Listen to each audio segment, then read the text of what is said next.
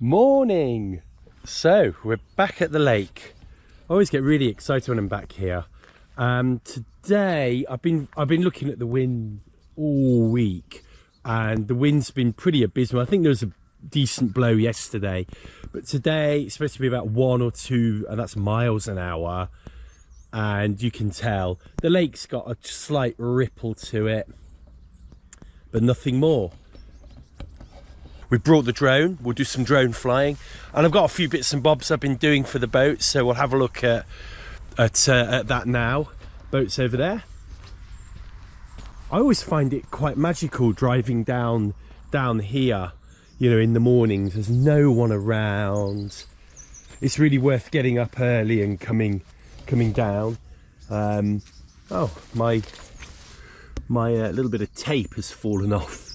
I scraped the cover here. I've actually got some better proper fixing sort of tape for that. But anyway, a bit of water on the hood there. So we'll get the boat out and ready, and we will get on with the day. The first thing I've got to do today is I lost the clip for this middle sort of tether that holds the cover down, and I've got these new ones. So we'll just try that. Oh, in there. Yeah. Oh, that fits really well. I don't know if I'm going to be able to get that out. Hold on a minute.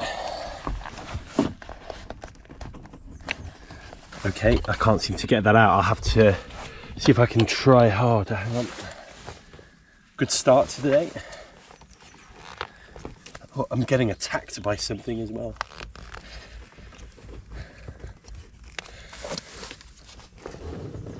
Okay, I can't get that out. I'm gonna have to go and get a tool and try that. Okay, we got it out with the help of a few bits, screwdriver bits, but hopefully I haven't damaged that too much. Like an idiot, I tried it in one of the ones that worked. So these aren't quite the right shape. I think, let's just put these back. I think these little bits here are a bit square. So I reckon, or these down here, sorry, a bit square, and they were catching. Those are a bit more oval. So I'm going to try and trim them with a knife and see if they'll fit. So here's the rudder. You can see the 2 new screws I put in there. This actually came really loose last time I was sailing, to the point that I was a bit worried the metal had broke, but the metal's fine. These are all fine. It was just the screws had just sort of given up their bite. So I put some slightly longer ones in, and seems quite sturdy now. So that's that completed. It's with the varnishing I've done as well. This rudder's like in really good condition now. So the next thing I wanted to look at was the jib, and the jib's sort of I don't know. The jib seems to be a really powerful sail on this boat. When you've not got the jib down, it really depowers the boat. So we might have a play with the jib today, because I brought the jib stick with me. But what I wanted to do, excuse me, is you can see here the line the sail follows isn't quite square. So when the sail, you know, comes out, I get this sort of crease here. And I've been able to resolve this a little bit by pulling the sail down tighter here, but now I can't see under it, and it is nice to see under it. So what I'm hoping to do is I'm going to put another one of these lower down here, so I can have the sail here, and then the crease, if anything, will be a bit lower, and I'll get a better shape to the jib. So I'm going to try that. I think if all else fails, you know, it's just a little hole in there, I'm sure it'll be okay. So I'm going to try that. So we've got a little bit of wind now, just a tickle, so it's really helping to shape the jib. So you can see I've loosened down here off now, so this is a little bit higher, which is where it was originally when I bought the boat, and the guy I bought the boat from said it's really useful to be able to see under the sail. I also think, you know, I'm a sort of more mature gentleman. I think the safety of the others on the lake is quite important to me.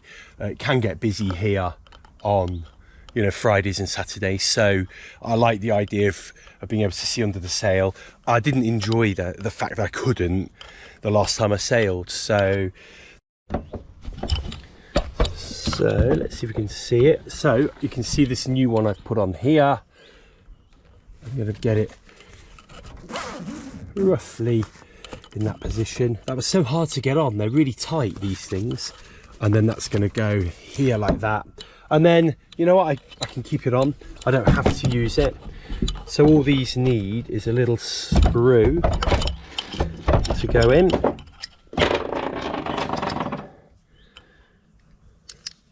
Which side? This side. So I'm going to like that.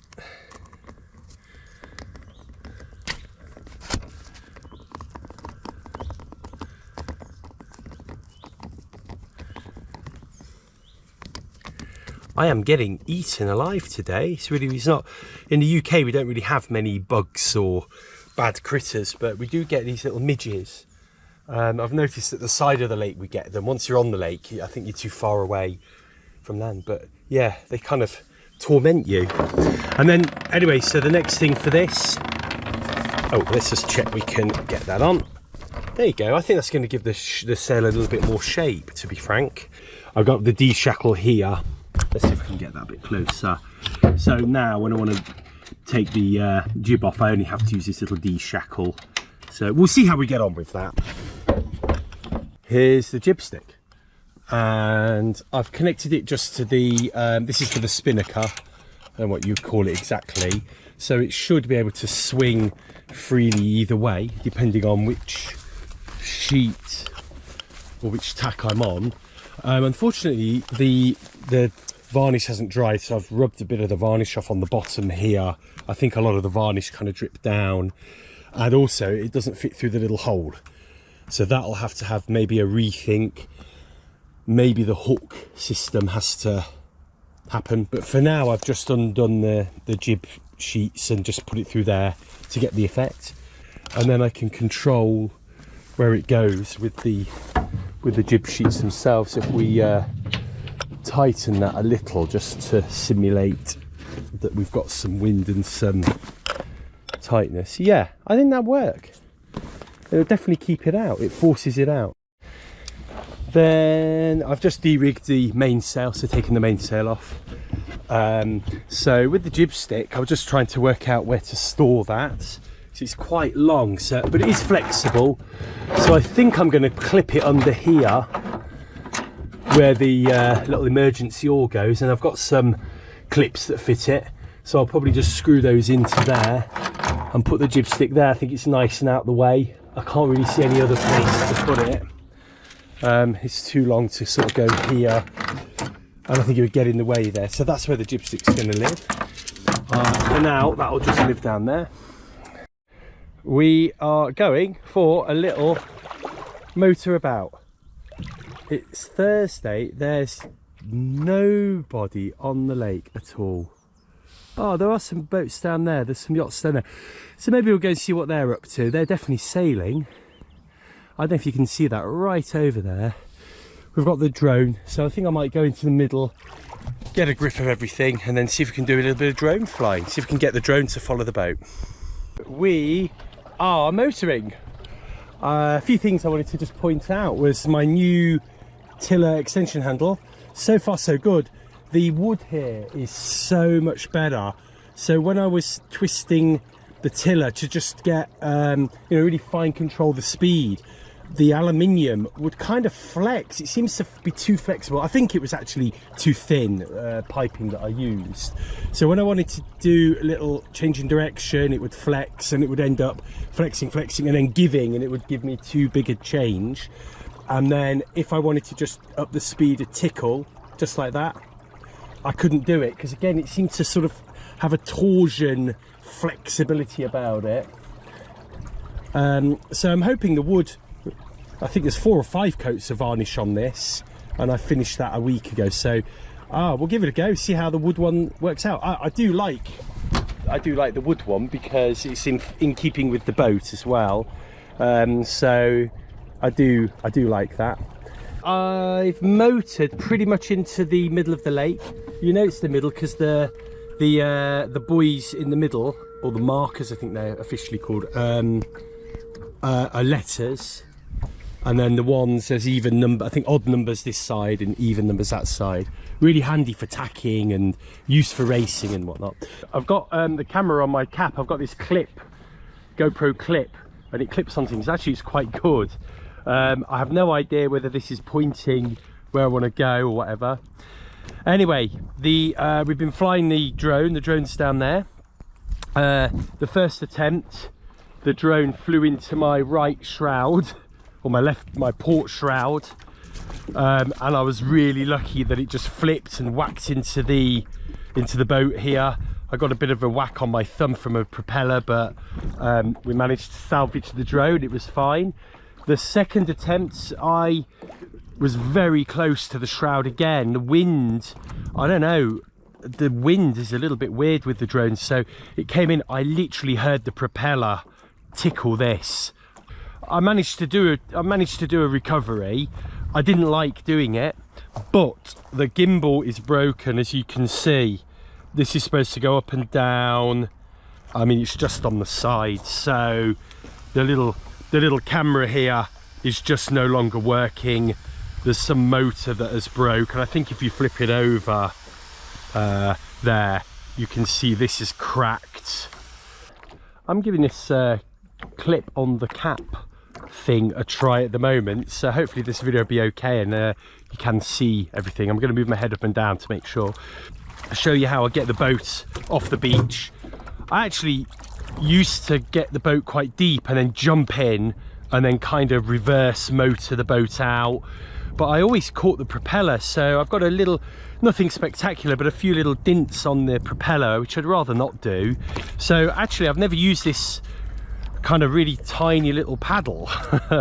Actually I should redo this paddle, but it works. And actually what I do is I can actually, when I've de-rigged the boat, I can actually stand up and paddle the boat from both sides. So that's actually how I get the boat off the beach when I'm motoring. I get one foot in and then I just sort of give the boat a little push, a little kick off, and then, especially in this calm water, it's actually quite nice, quite easy to paddle the boat. So I know that the tide's sort of pushing over there, so when I'm doing this from where I launch, usually over there, obviously the boat's it is actually quite a tide. The boat gets pushed off, pushed back into the shore quite easily. So you can see, whereas here I think it'll be a little bit more steady. So here, look, you can see we've definitely now got the depth. So I'm going to pop that on the motor, switch it on, and then I'm gonna, this thing needs to have a stronger magnet, and then I'm going to pop the motor in, and then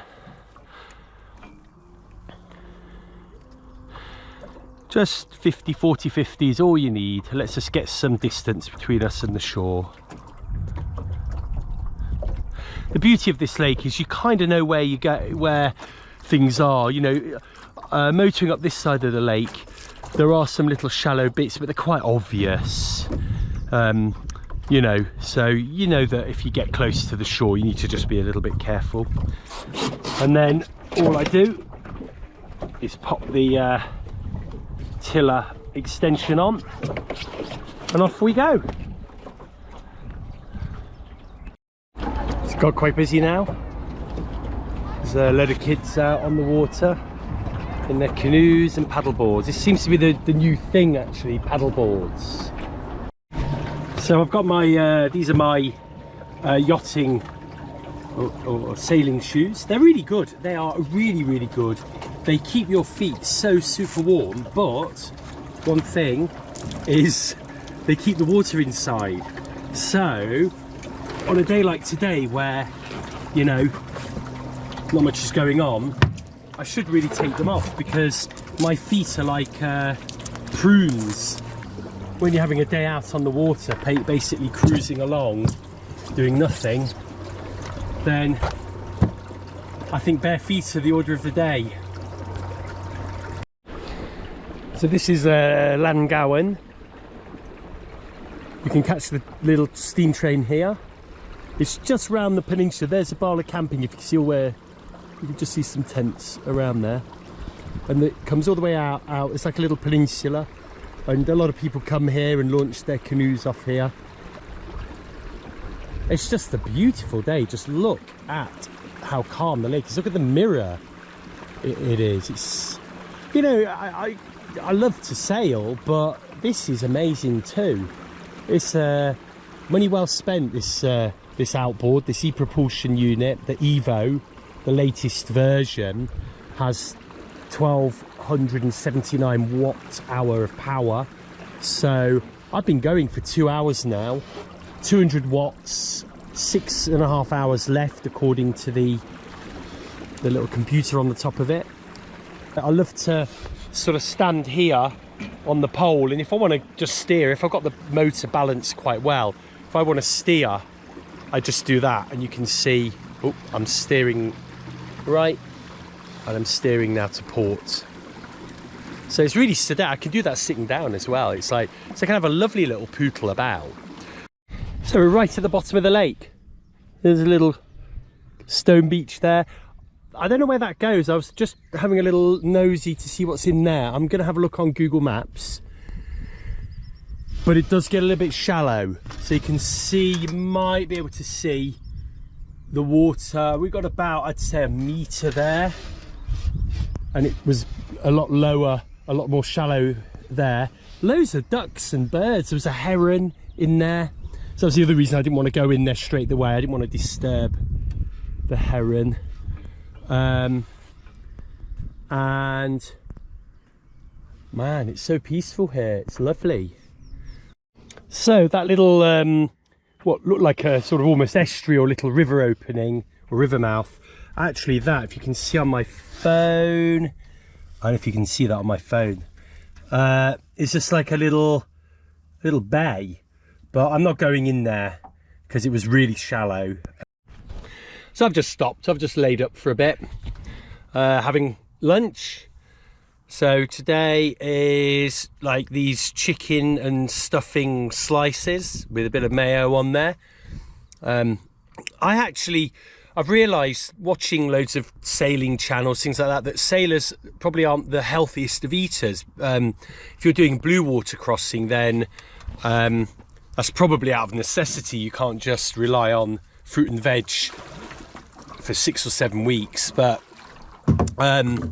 I found myself eating quite, I say badly, but not up to standard. I'm not a vegetarian, but I really try and be a vegan stroke vegetarian, and try and gets me, you know, 70% of the way. And the reason I am